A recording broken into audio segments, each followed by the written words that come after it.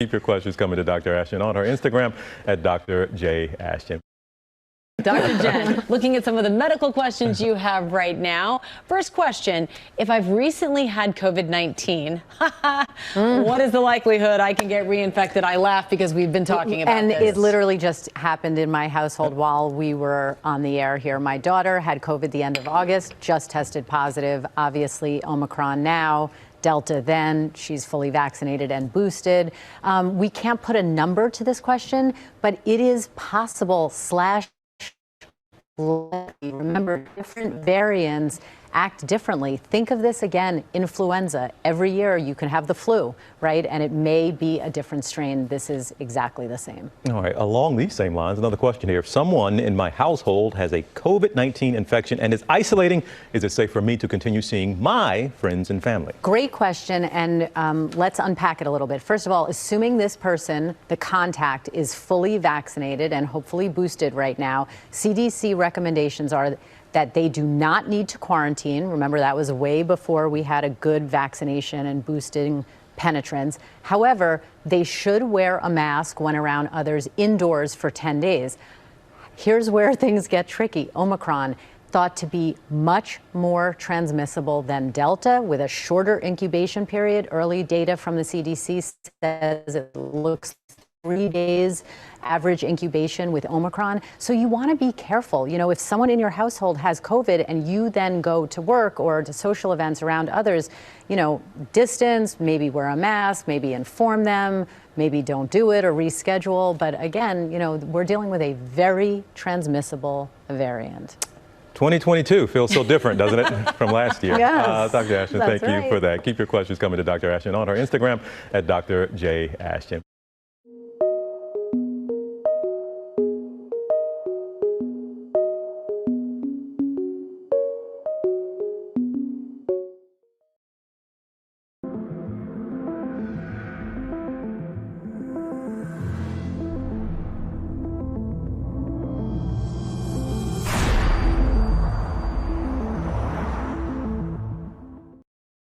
The Omicron variant has swept across the country, creating a record surge of COVID-19 cases. And we've been particularly hard hit right here in New York City with a 7-day average of over 33% of COVID tests coming back positive. So let's bring in now the city's doctor, as he's known around here. People know the name and the face, Commissioner of New York City Department of Health, Dr. Dave Chokshi. Thank you for being with us once again. And we keep talking about these numbers and the daily cases and the percentage that the robot just mentioned there. But give us perspective here. Numbers are going up, but how is that going along with hospitalizations and deaths? Are those to the same alarm as we're seeing the actual cases go up? This is a really important question, and we always take all of our numbers together in concert to understand what's happening. What we are seeing is an unprecedented number of cases. That means infections.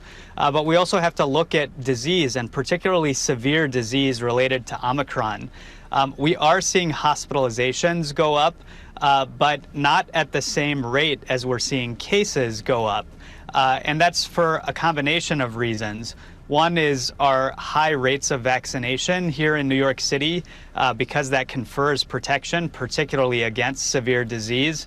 And the other is what we're finding out about the characteristics of the variant itself, which does appear somewhat less severe than prior variants. Now, we have all seen the long lines wrapped around for blocks for people waiting to get tested here in New York City. My friends and family have been in lines as long as 3 hours.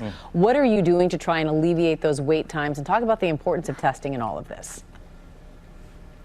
Yes, well, we've seen unprecedented demand for testing in recent weeks, and we are doing everything day by day to be able to grow our testing capacity. New York City already does more testing per capita than just about any other place in the country and perhaps the world. But we're bringing online additional testing sites. We've added over 60 sites just in the last 2 to 3 weeks, for a total of 160 testing sites across the city that are doing over 160,000 tests per day. We're also adding rapid tests as soon as we get them into New York City. We're distributing them through those same sites, as well as bringing them to places like schools and other parts of the community where we know they will make the most difference. You talk about those rapid tests. We know there's an incredible demand, but what's the supply like? Is that really difficult still getting your hands on them? And how is that going to have an impact on schools? Schools just started back here in New York, 1 million kids, trying to keep those classes open. Yes, the supply has been tight over the last few weeks with respect to rapid tests, but we have been able to procure a supply here in New York City, particularly to support school reopening. This is the first day of school, and I'm really proud that we're bringing our schools back in a way that is as safe as possible. We brought 1.6 million test kits and actually distributed them within a matter of days to all of our school buildings to be able to support both staff as well as students to get tested. New York City has a vaccine mandate for people holding public sector jobs and now private businesses as well. That went into effect last month. We know that Mayor Adams is going to continue that plan. Is there any evidence yet that this mandate has been effective in any way? Yes, absolutely. The numbers speak for themselves. 73% of all New York City residents, that includes kids, are now fully vaccinated. And when you look just at adults, we're approaching 84% of all adults who are fully vaccinated. That's 6 million New Yorkers, and we're now at 2.1 million additional or booster doses that have also been administered in New York City. It seems this is a pandemic now of the unvaccinated. When do we get to a point where it's not as disruptive to life? Because people don't seem to be getting as sick or dying at the same rate. But where are we in the horizon of getting to where, yes, this is a part of our lives, it doesn't require us to completely change our lives? Thanks. This is a really thoughtful question and one that we're all grappling with right now. The way that I think about it, we have to be willing to adjust and calibrate and do so in a way that is faster than the virus itself. This virus has thrown us for loops over the past 2 years. It's proven itself to be a wily and formidable opponent, but we similarly have to be willing to take swift action to protect ourselves and to protect our communities. Well, and we continue to thank you for your service.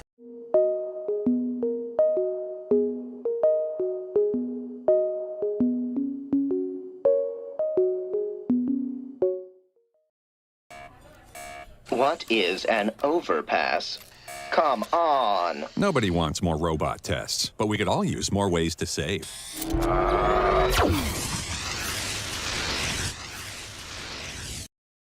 We're going to turn now to ABC's Ariel Reshev with the latest headlines for us. Good afternoon. Happy New Year, Ariel. Happy New Year to you guys. It's good to spend the beginning of 2022 with you. And congratulations, my friend. So happy for you. Happy New Year's to everybody out there. We begin with the rough ride home after the holiday for so many families.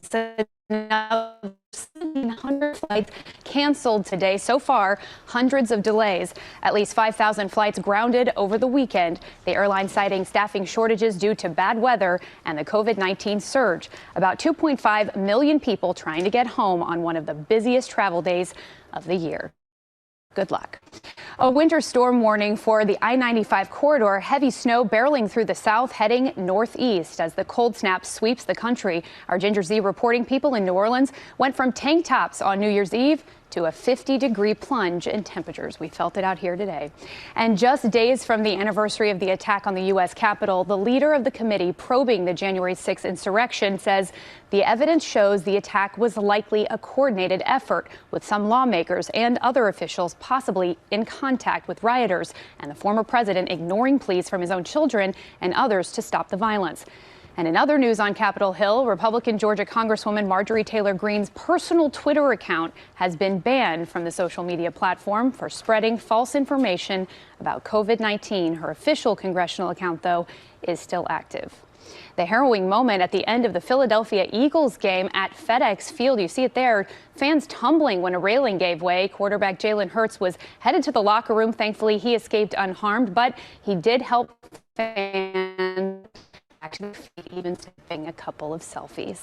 And new year, new chance to be a multi-millionaire. Still no winner in the Powerball jackpot. The prize now ballooning to $522 million. The next drawing is tonight. Dr. Jen said she would share the winnings with all of us last time. TJ, have you changed your mind? About what? If you buy your ticket and you win, are you going to share with us or not? Because last time you said no. Okay, I like to stay consistent. New year, not new TJ.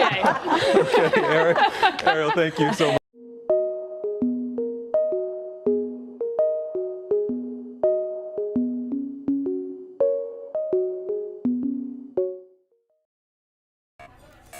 What is an overpass?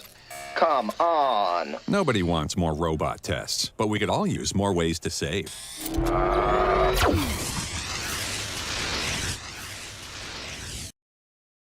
We're tracking all of the day's major developments besides Dr. Jen's engagement. We're keeping an eye on this big number involving kids and COVID-19. More than 2,100 children are hospitalized nationwide with confirmed or suspected COVID-19 infections, while less than 1/3 of eligible children aged 5 to 17 are fully vaccinated. All right, Dr. Ashton, the CDC. New guidelines, changed guidelines for isolation and testing. Right. But they're doing this at a time where we're seeing numbers for COVID cases go up. Help us with this. Yeah, exactly. And this is evolving day to day. And like so many things in this pandemic, it is fraught with controversy. Not everyone on the same page, not everyone with agreement. So let's break down the latest from the CDC now. This is for people who test positive with COVID-19. And what they are now recommending is a shortened isolation period. It used to be 10 days. Now it's 5 days. After 5 full days, assuming symptoms are mild, there's no fever, or the symptoms are resolving, you can leave isolation. However, continue to wear a mask around others for 5 additional days. So that's 10 full days. Right now, the real controversy is centered on testing. It is not a requirement that you get a negative test to spring you from isolation. But we might hear that change as early as today. Yeah, and you alluded to this. Not everyone agreed with shortening the isolation period. So what are the pros and cons to doing this? Well, again, the CDC is saying this is based on science, that thus far, while Omicron is clearly much more transmissible than Delta or Alpha, it is less severe. And again, 10 days of isolation really puts a major stress on our infrastructure. So 5 days as long as people are mild and recovering. But again, the testing controversy is out there, and how we'll see this play out over the next couple of weeks is going to be an edge of your seat type of event.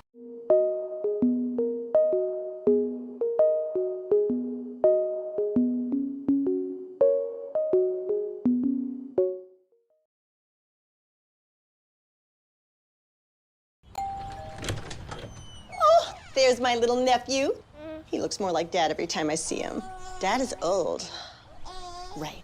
So your message said you wanted to talk about insurance? I said I want you to talk about insurance. Well, most people know that bundling home and auto saves you money. Keep saying your words. But did you know that new customers who bundle and save with Progressive can save an average of $800?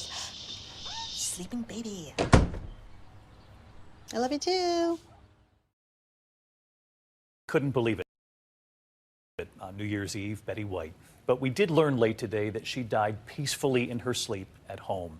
And many supporters helping Betty's favorite cause already. It was the news on New Year's Eve we couldn't believe that we'd lost Betty White, someone truly golden. The older you get, the better you get, unless you're a banana. It seemed Betty White for so many decades was someone we could all root for. That famous Super Bowl commercial. Mike, what is your deal, man? Oh, come on, man. You've been riding me all day. Mike. The Mary Tyler Moore Show. You don't know I can't help it. What?